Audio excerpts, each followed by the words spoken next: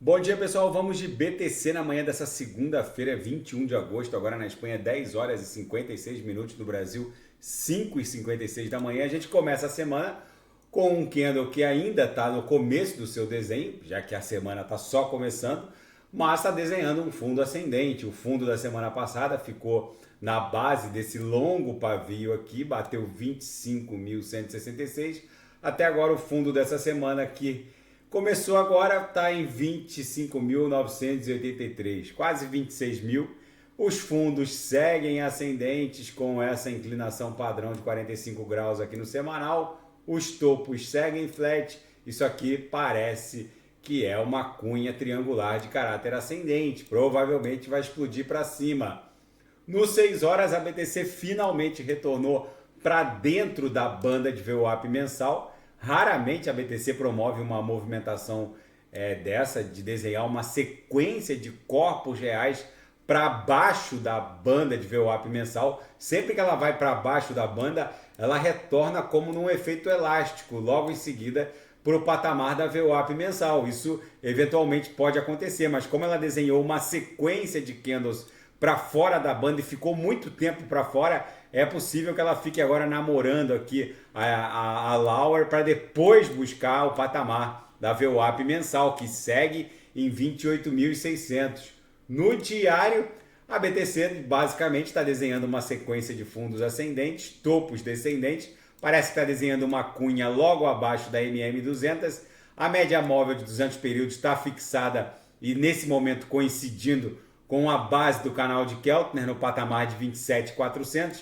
Na projeção, a nebulosidade ficou com as linhas flat. Inclusive, no semanal, a banda de Bollinger segue com as linhas flat. Isso é um indicativo de que agora a gente deve voltar a estressar a linha superior da banda de Bollinger. No intraday, a BTC está um verdadeiro reloginho. Bate na Lauer, volta para VWAP. Agora há pouco deu um beijinho no meio da madrugada, chegou a fazer a máxima em 26.189, voltou rapidamente para o patamar da VWAP. Agora namorou aqui numa tripla garfada o patamar das Lauers, agora está voltando aqui em direção à VWAP. Eu vou ofertar daqui a pouco os sinais de forma segura, vamos achar uma oportunidade. Ontem foi lucro no bolso dos assinantes. Na Seara Fática, essa última agulhada da BTC para 25.166, segundo esses analistas aqui da Daily Hold, pode ter sido uma verdadeira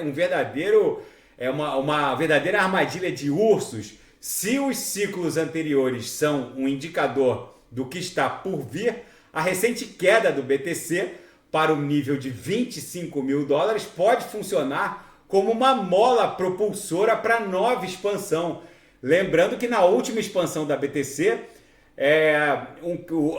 uma agulhada que antecedeu o halving da BTC em maio de 2020, aquela agulhada do evento pandêmico que levou a BTC para 3.600 e pouco, acabou catapultando a BTC para 64 mil numa pernada só. Vamos lá olhar o gráfico semanal. A agulhada de março de 2020...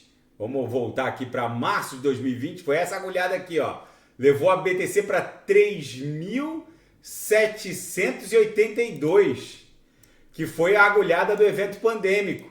E aí, o que aconteceu? A BTC pulou para 64 mil, depois deu uma corrigida, voltou para 69 e agora segue acumulando nessa cunha triangularizada. Vamos ver se o passado acaba se repetindo. E o dólar Tether, a emissora Tether da maior stablecoin do planeta, vai descontinuar, não vai mais emitir o SDT na rede Omni e também na rede Kusama por falta de interessados. Não quer dizer que no futuro eles não o façam.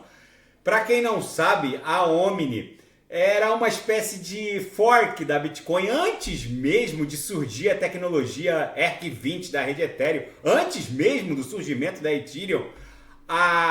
O dólar Tether fez uma espécie de fork da Bitcoin e lançou essa camada Omni que rodava junto, era um fork da BTC, né? Se valia dos mesmos mineradores de Bitcoin e de Bitcoin Cash para fazer o processamento dos blocos da rede Omni, mas foi disruptivo na época, foi o primeiro token não fungível de larga escala antes do lançamento da tecnologia ERC20 da rede Ethereum, que promoveu esse boom de ICOs e de tokens de tokens fungíveis, no caso, né? A Omni é um token fungível, agora vai ser descontinuada. Foi a primeira grande emissão de fungible tokens da história. Agora a rede Omni, por falta de usuários, vai ser descontinuada. A USDT, que roda na State Mine da Kusama, também vai ser descontinuada, não por questões relacionadas a uma eventual instabilidade ou vulnerabilidade da rede, mas por falta de usuários. Os usuários estão preferindo a State Mint da Polkadot, a State Mine da Kusama, mas isso não quer dizer que num futuro próximo eles voltem a emitir o USDT na rede Kusama. Enfim, é só uma questão de administração logística da emissão de USDTs. E a tecnologia blockchain está revolucionando a comunicação dentro das Forças Armadas indianas.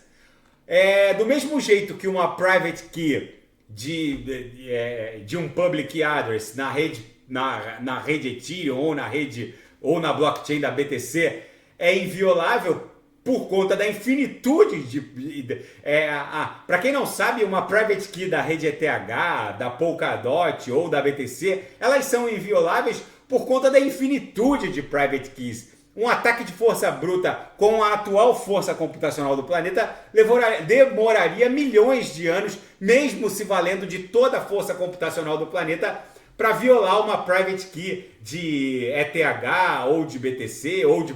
A Polkadot Kusama já estaria imune até uma eventual força computacional quântica, mas a inviolabilidade das private keys fizeram com que as forças armadas indianas só se comunicassem via blockchain a partir de agora, e é isso que está revolucionando e transformando a segurança nas comunicações das Forças Armadas indianas. E na seara geopolítica e finanças internacionais, o furacão Hillary acabou sendo rebaixado para uma mega tempestade tropical e está açoitando o sudoeste norte-americano, ali na Califórnia, com tempestades torrenciais.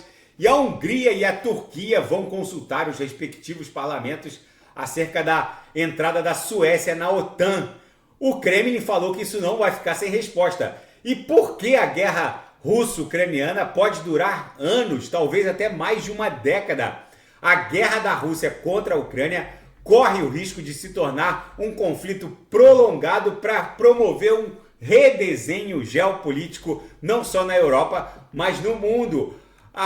O fato é que o Ocidente tenta identificar os verdadeiros desígnios do Kremlin, do Putin, mas o fato é que não dá para saber exatamente o que eles querem agora. Virou uma guerra franca, num teatro muito complexo, com o uso de tecnologia de última geração, como drones, enxames de drones, e ao mesmo tempo armamentos arcaicos, que estavam lá meio que vencendo nos armazéns militares da Rússia, estão sendo usados no front, muitos deles acabam falhando. Enfim, não se sabe exatamente, por falta de objetivos claros nessa guerra de expansão territorial. Claramente esse é um dos objetivos, mas também as segundas intenções russas deixam esse conflito com um horizonte um pouco nebuloso. E nesse cenário a BTC segue aqui acumulando no que parece ser uma grande cunha triangular no 6 horas.